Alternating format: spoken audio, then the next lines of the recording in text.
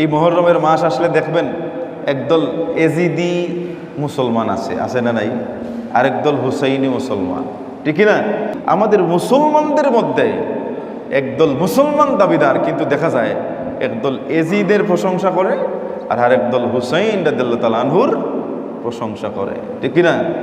এখন আমরা হতে হবে হুসাইনের দলের অনুসারী, ঠিক না? আমরা এজিদের অনুসারী হলে হবে না। এজিদের প্রশংসা করলে তুমি এজিদের সাফাই গাইতেছো, কিয়ামতের ময়দানে তোমার হাসর এজিদের সাথে হবে। আরেক দল বলেন এজিদ কি কাফির? এজিদকে কি কাফির বলা যাবে? আহলে সুন্নাত ওয়াল জামাতের অনুসারী যারা, বিশেষ করে হানিফি মাযহাবের অনুসারী যারা, তারা এজিদকে কাফির বলেন না, এজিদকে ফাসিক বলেন, এজিদকে মুনাফিক বলেন।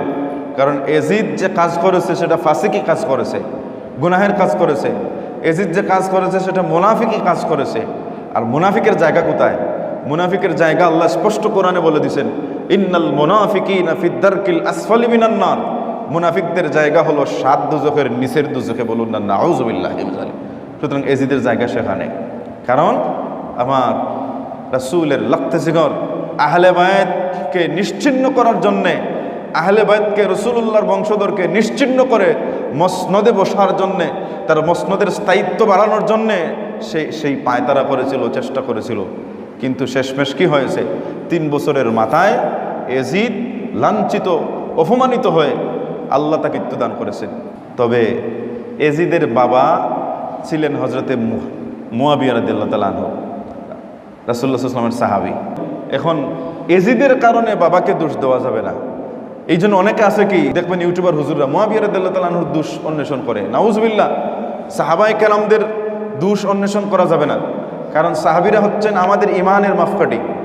আল্লাহ কোরআনে বলেছেন তোমরা ইমান আনো সাহাবীদের ইমানের মতো। সাহাবীরা আল্লাহর কাছে কি গ্রহণযোগ্য, সাহাবীরা আল্লাহর কাছে মায়ার, মহাব্বতের। সেই জন্য আল্লাহ বলেছেন তোমরা ইমান আনো সাহাবীদের ইমানের মতো। সুতরাং মুয়াবিয়া রাদিয়াল্লাহু তাআলা আনহু হচ্ছেন রাসূলুল্লাহ সাল্লাল্লাহু আলাইহি ওয়াসাল্লামের সাহাবী। বলতে পারেন মুয়াবিয়া রাদিয়াল্লাহু তাআলা আনহুই তো এজিদকে ওনার স্থলে সিংহাসনে বসাইছেন। হ্যাঁ, মুয়াবিয়া রাদিয়াল্লাহু তাআলা আনহু আল্লাহ রাসূলের সাহাবী, যদিও তিনি বসাইছেন, তিনি ইজতিহাদ করতে ভুল করছেন। ইজতিহাদে ভুল। তো ইজতিহাদে ভুল করলে মুস্তাহিদ যখন ইজতিহাদ করে, ইজতিহাদ করার পরে যখন সঠিক সিদ্ধান্তে পৌঁছে তখন দ্বিগুণ সওয়াব পান। সুবহানাল্লাহ। আর মুস্তাহিদ যখন ইজতিহাদ করে ভুল সিদ্ধান্ত দেন, তখনও তিনি গুনাহ হয় না, 1 গুণ সওয়াব পান। সুতরাং তিনি ইজতিহাদে ভুল করার কারণে মুয়াবিয়া রাদিয়াল্লাহু তাআলা আনহুকে ভুল করেছেন, দোষী বলা যাবে না। যদি বলি তাহলে আমার ঈমান থাকবে না।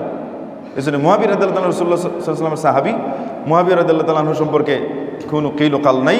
ওনার ছেলে ইয়াজিদ, সে তার কৃতকর্মের কারণে সে দোষী হয়েছে, সে মুনাফিক হয়েছে, সে ফাসিক হয়েছে।